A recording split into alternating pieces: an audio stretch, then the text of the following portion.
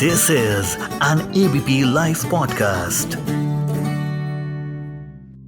सावन का महीना यानी भोलेनाथ का महीना, जिसमें हम भोलेनाथ के सावन के सोमवार करते हैं, उन्हें जल चढ़ाते हैं, दूध चढ़ाते हैं, पूजा अर्चना किया जाता है, रुद्र अभिषेक किया जाता है। लेकिन क्या आप जानते हैं कि भोलेनाथ के साथ साथ कौन से प्रभु हैं जिनकी पूजा या अर्चना सावन के महीने में करने का भी उतना ही महत्व होता है? नमस्कार, आप सुन रहे हैं रामायण डायरीज और मैं हूं सोनल। रामेश्वर तू राम यस्य ईश्वर, अर्थात राम जिसके ईश्वर हैं, वो भला कौन है? वो है भोलेनाथ। तो दरअसल मान्यता ये है कि भगवान शिव जो हैं श्री राम के इष्ट हैं, श्री राम के भगवान हैं, और वही ज्योतिर्लिंगों में से एक रामेश्वर की जो रामेश्वरम है उसकी स्थापना स्वयं भगवान राम ने अपने हाथों से की है।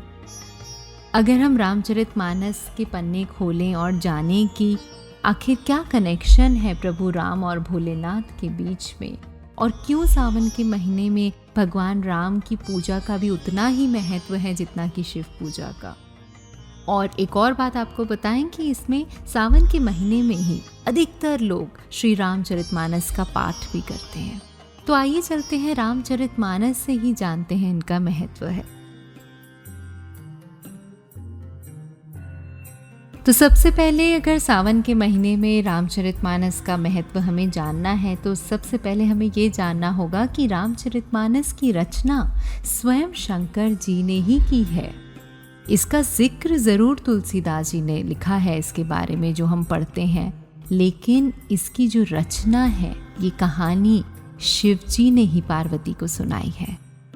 रचि महेश निज मानस राखा, पाई सुसमय सिवा मन भाषा, ताते राम चरित मानस वर, धरयो नाम हिये हेरी हर सिहर। तो बालकांड में कहा जाता है कि महेश यानी महादेव जी ने रामचरितमानस को रचकर अपने मन में रखा था और उन्होंने एक अच्छा अवसर ढूंढा और पार्वती जी को ये पूरी कहानी सुनाई। तो जो रामचरितमानस है, ये नाम भी शिव जी ने अपने मन में विचार करके इसका नाम रखा था। तभी कहा जाता है कि मंगल भवन मंगल हारी, राम कथा सुन पार्वती, रवहु सुदशरथ अजर बिहारी, सुना रहे कैलाशपति। तो शिव जी को आप प्रसन्न करते हैं तो प्रभु राम प्रसन्न होते हैं, प्रभु राम को प्रसन्न करते हैं तो शिव जी प्रसन्न होते हैं।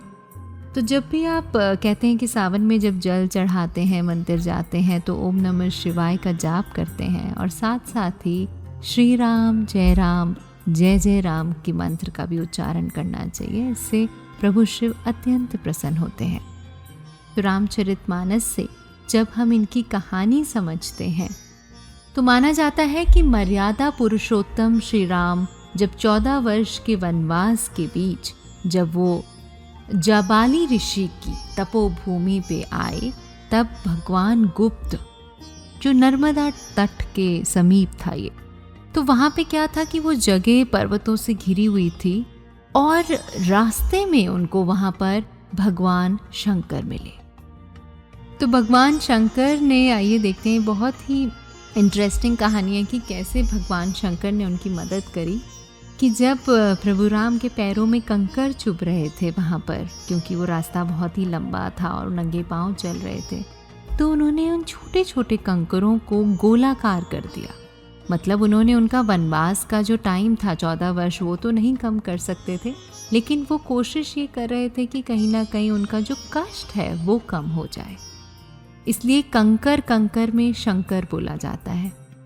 और जब प्रभु राम रेवा तट तक पहुँचे तो वहाँ पर जो है गुफा में नर्मदा पानी जो है, नर्मदा नदी का जल बह रहा था और श्री राम जो है वहाँ रुक नहीं रहे थे, क्योंकि उनको तो चलते ही जाना था।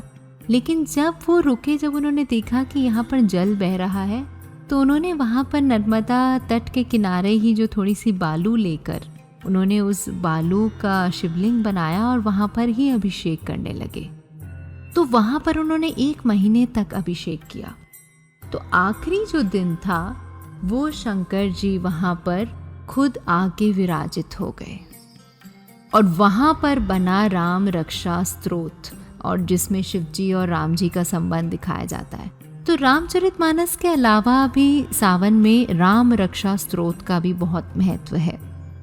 अब कहानी जब आगे बढ़ाते हैं, जब कनेक्शन की ही बात आती है, तो ये भी बता दें कि भोलेनाथ के ही 11वें रुद्र अवतार हैं Hanuman ji.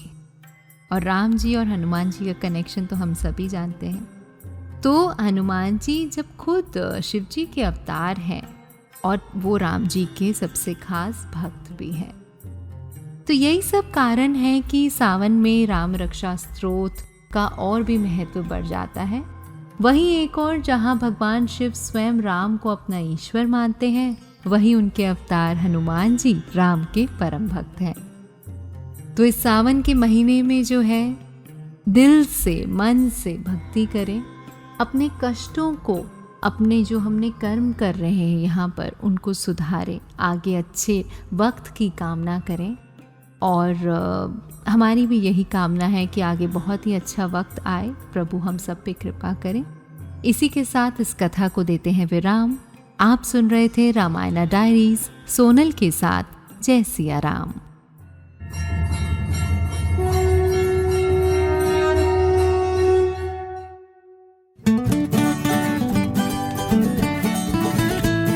This is an ABP Life podcast.